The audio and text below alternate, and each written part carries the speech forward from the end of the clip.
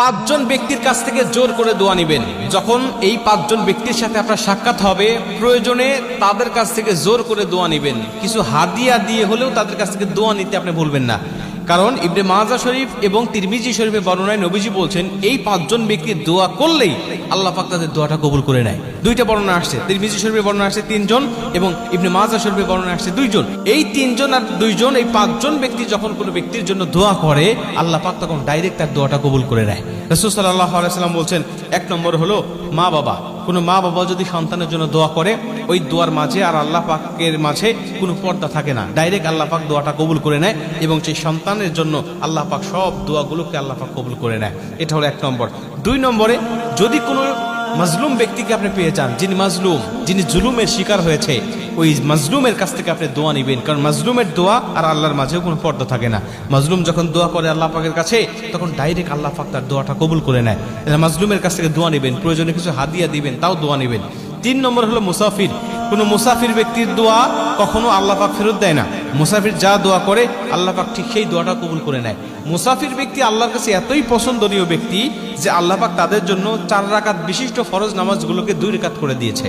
তাদের যেন কষ্ট না হয়, তাদের যেন জুলুম না হয়, এজন্য আসরের নামাজ, ইশারের নামাজ, জহরের নামাজ, এই নামাজগুলো 4 রাকাত পড়তে আল্লাহ বলেন নাই, বলছে তুমি 2 রাকাত করে পড়ো।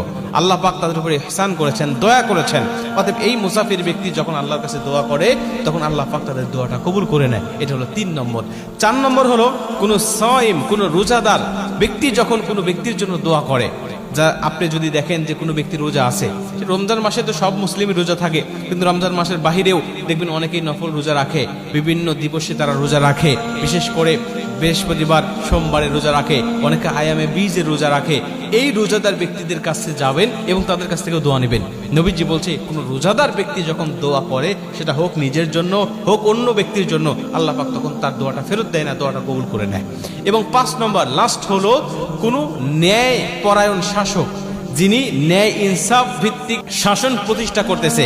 ন্যায় পরায়ণ শাসক যিনি সর্বসময় ন্যায় বিচার করেন, এই ন্যায় বিচারক শাসকের কাছেও তুমি দোয়া নিবে এবং সেই দোয়াটাও আল্লাহ পাক কবুল করবে।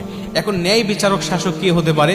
সেটা হতে পারে কোনো চেয়ারম্যান, হতে পারে কোনো এমপি, মন্ত্রী, অথবা হতে পারে কোনো সমাজপতি, যিনি বিচার আচার করেন, যার কাছে মানুষ বিচার নিয়ে যায় এবং তিনি বিচারে কোনো দুর্নীতি করেন না, 7, 5, 6, 9 তিনি করেন না। তিনি সরাসরি যেটা সত্য, সত্যকে সত্য বলে, যেটা মিথ্যা, তিনি মিথ্যাকে মিথ্যা বলে। তিনি সত্য পক্ষে যখন রায় দিবে, এমন শাসকের সন্ধান যদি কখনো আপনি পান, বুঝে নিয়েন যে ইনি আল্লাহ পাকের প্রতিনিধি, উনি আল্লাহ পাকের খাস বান্দা, আল্লাহ পাকের রহমতের বান্দা। অতএব তার কাছ থেকে আপনি দোয়া নিতে কখনো ভুলবেন না। এই 5 জন ব্যক্তি যখন আপনার জন্য দোয়া করবে, আল্লাহ পাক তখন আপনার দোয়াটা কবুল করবে। আল্লাহ পাক আপনার জীবনটাকে উজালা করে দিবে এবং এদের সাথে কখনো বেয়াদবিও করবেন না। কারণ এরা দোয়া করলেও যেমন দোয়া কবুল হয়, বদদোয়া করলেও তাদের বদদোয়া কবুল হয়। এই জন্য তাদেরকে সন্তুষ্ট রাখার চেষ্টা করবেন, তাহলে অবশ্যই আল্লাহ পাক আপনার জীবনটাকে আলোকিত করে দিবেন।